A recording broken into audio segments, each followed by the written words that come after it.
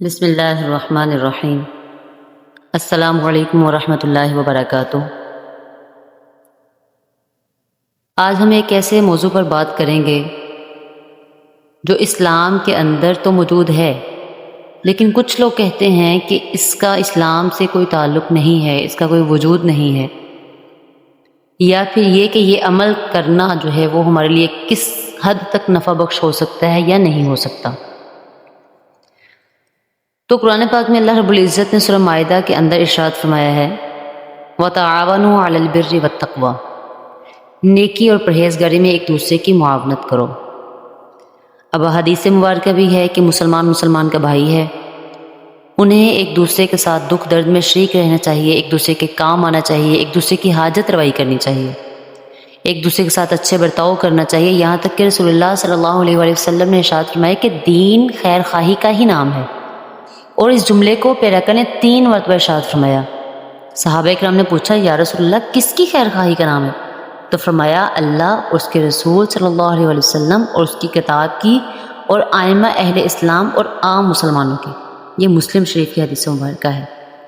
پھر ایک روایت میں آتا ہے کہ حضور صلی اللہ علیہ وآلہ وسلم نے ارشاد فرمایا کہ تم میں سے جس سے ہو سکے اپنے مسلمان بھائی کو فائدہ پہنچا سکے تو ضرور پہنچائے، لیکن سوال تو یہ ہے کہ جب جسم و جان کا تعلق ختم ہو جائے تو پھر مرنے والوں کو زندوں سے رابطہ اور جو ہے وہ ان کو فائدہ یا نفع کس طرح سے پہنچایا جا سکتا ہے؟ ان کے درمیان تو ایک دیوار، ہمارے اور ان کے درمیان ایک آئینی دیوار حائل ہو جاتی ہے، تو پھر کس طرح سے جو ہے وہ ہم ان کو فائدہ پہنچا سکتے ہیں؟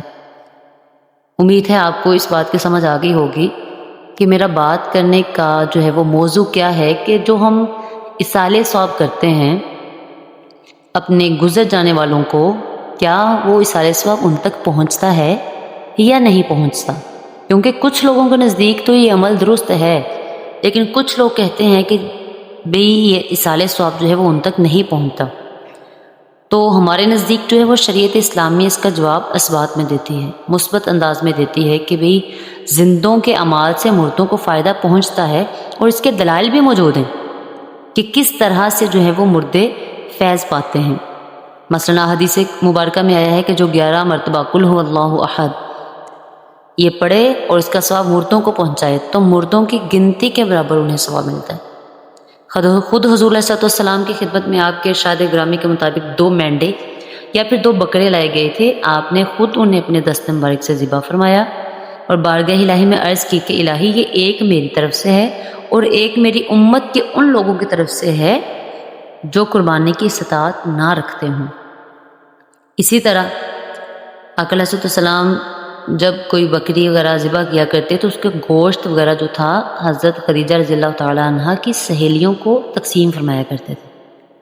اس کے علاوہ ایک اور حدیث مبارکہ ہے کہ حضرت سعد رضی اللہ تعالی عنہ کی والدہ کا انتقال ہوا تو انہوں نے حضور علیہ السلام کی خدمت میں حاضر ہو کر عرض کیا یا رسول اللہ صلی اللہ علیہ وآلہ وسلم سعد کی والدہ کا انتقال ہو گیا، یعنی میری والدہ کا انتقال ہو گیا ہے، تو میں کون سا صدقہ کروں؟ تو حضور علیہ السلام نے ارشاد فرمایا پانی، مطلب پانی کا صدقہ کرنا بہترین ہے۔ تو پھر حضرت سعد نے کیا کیا؟ انہوں نے ایک کنواں کھودا اور اعلان کر دیا حاذہ الام سعد، یعنی یہ سعد کی ماں کے لیے ہے۔ تو اس سے پتہ چلتا کہ زندوں کے اصالِ ثواب سے مردوں کو فائدہ پہنچتا ہے۔ فقہ کی کتابوں میں، عقائد کی کتابوں میں بھی تفصیل کے ساتھ ذکر کیا جاتا ہے کہ اصالِ ثواب جو ہے وہ مردوں تک پہنچتا ہے۔ اب سوال یہ ہے کہ اصالِ ثواب کس طرح سے کیا جا سکتا ہے، کتنے طریقوں سے کیا جا سکتا ہے؟ تو اصالِ ثواب کے لیے بہترین طریقہ یہ ہے کہ آپ قرآن مجید کی تلاوت کریں، درود پاک پڑھیں، یا کلمہ یا نماز، روزہ، حج، زکوٰۃ وغیرہ ہر عمل صالح کے ذریعے مردوں کو ثواب پہنچایا جا سکتا ہے، اور ثواب سب کو ملے گا، پورا ملے گا، یہ نہیں کہ ثواب کے ٹکڑے ہو کر ملیں گے، ایک بات۔ دوسری یہ امید بھی ہے کہ ثواب پہنچانے والے کو ان سب کے مجموعے کے برابر ثواب ملے گا۔ مثلا کسی نے اگر کوئی اچھا کام کیا ہو، مطلب یہ کہ اگر کسی نے کوئی ثواب کیا ہے جس کا عمل جو ہے، جس کا ثواب جو ہے وہ 10 گنا برابر ہے، تو پھر اس نے آگے 10 بندوں کو اگر اصالِ ثواب کر دیا ہے تو ہر اس شخص کو 10 بندوں کے برابر ثواب ملے گا۔ مطلب 100 گنا ہو کر ملے گا، اور اگر 1000 گنا ثواب کیا ہے تو اس کو 10,000 ثواب ملے گا۔ تو اس لیے ایصال ثواب کرنا جائز ہے، اور یہ لوگوں تک، مردوں تک پہنچتا بھی ہے۔ ایصال ثواب کا بہترین طریقہ کیا ہے کہ اول اور آخر 3 مرتبہ درود پاک پڑھا جائے، زیادہ بھی پڑھا جا سکتا ہے۔ اس کے بعد سورہ فاتحہ پڑھی جائے، آیت الکرسی، سورہ اخلاص 3 مرتبہ یا 5 مرتبہ یا 7 مرتبہ یا 11 مرتبہ، مطلب طاق عدد میں پڑھا جائے۔ اس کے بعد پھر درود پاک پڑھا جائے 3 مرتبہ یا 5 مرتبہ۔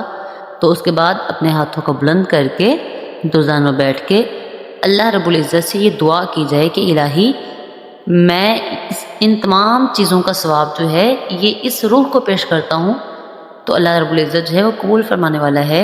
اللہ رب العزت اس روح تک اس کا ثواب پہنچا دیتا ہے۔ ایک بات کا اور خیال رکھنا چاہیے کہ جس وقت ہم ایصال ثواب کرتے ہیں تو ہمیں یہ بات خاص خیال رکھنی ہے کہ کہیں اس کے اندر ہماری نیت میں دکھلاوا تو نہیں آ گیا۔ مطلب بعض لوگ کیا کرتے ہیں کہ زیادہ سے زیادہ دیگیں پکواتے ہیں، کھانا پکواتے ہیں، پھر وہ اپنے رشتہ داروں میں اس کو بلوایا جاتا ہے، باقاعدہ انویٹیشن بھیجے جاتے ہیں۔ تو ایسا نہیں کرنا۔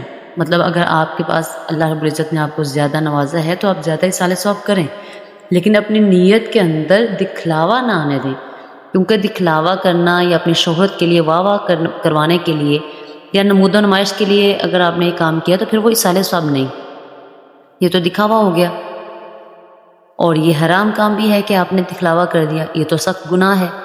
تو اس لیے ایصال ثواب کرتے وقت آپ کوشش کریں، بے شک اپنے گھر کے اندر جمعرات کو یا عام دنوں میں کبھی بھی آپ اپنے گھر کے اندر چاہے ایک کھانا بنائیں جو آپ کے لیے اپنے لیے کھانا پکتا ہے، چاہے وہی کھانا بنا کے تو آپ اپنے جو بزرگان ہیں، جو آپ کے رشتہ دار ہیں، قریبی دور کے، جو اس دنیا سے جا چکے ہیں، ان کو آپ ایصال ثواب خود کر سکتے ہیں۔